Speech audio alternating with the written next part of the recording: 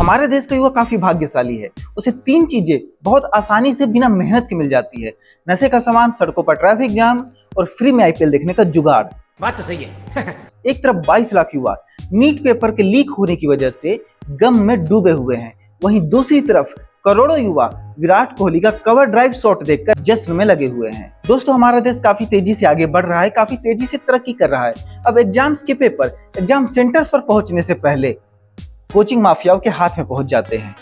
ये क्या बात करता है यार। जैसा कि अभी वाले नीट के केस में हुआ है, 28 से 30 लाख में पेपर बेचे जाने की खबर सामने आ रही है। कोचिंग माफियाओं ने इस पेपर को खरीदा और छात्रों को भी उन्होंने महंगे दामों पर बेचा होगा।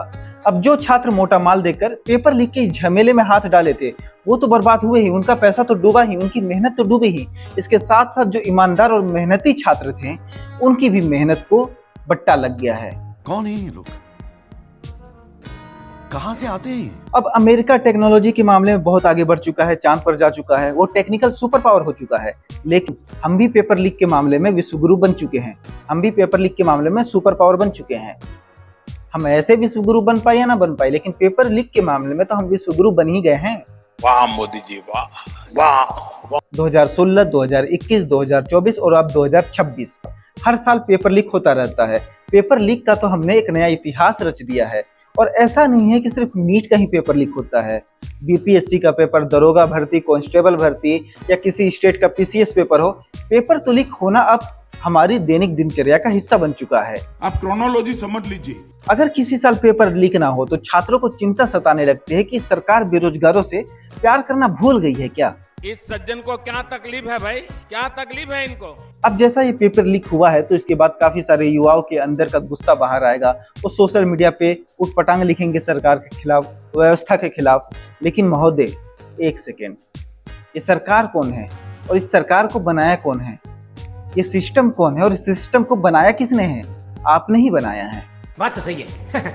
जब वोट देने का समय आता है तो आप धर्म के जोश में और जाति के अहंकार में डूबे रहते हो। आपको मंदिर मस्जिद दिखाई देता है और उसी आधार पर जाकर आप ऐसे बटन दबा देते हो। आपके इस व्हाट्सएप ज्ञान के आधार पर जो आप डिसीजन लेते हो ना, जो बटन दबाते हो ना, उसी का झटका आपको हर साल लगता है पेपर लीक के रूप में। वोट देते समय तो आपको रोजगार नहीं चाहिए होता है, उस समय तो आपकी धार्मिक भावनाएं उमड़ उमड़ कर बाहर आती हैं। लो भुगतो अब। बेरोजगारी, महंगाई, ये सारी चीजें अभी विकसित भारत, विश्वगुरु भारत, राष्ट्र निर्माण, जय हिंद, ऐसे ऐसे नारों के पीछे छिपाई जाती है। हम अक्सर ये कंप्लेन करते हैं कि सरकार अच्छे से पेपर कंडक्ट नहीं कराती है, अच्छी सड़क नहीं बनाती है, अच्छे अस्पताल नहीं बनाती है।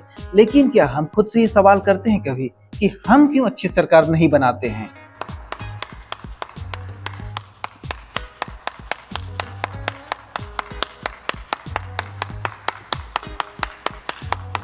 हम जैसी सरकार बनाते हैं वैसा ही परिणाम हमको सामने मिलता है।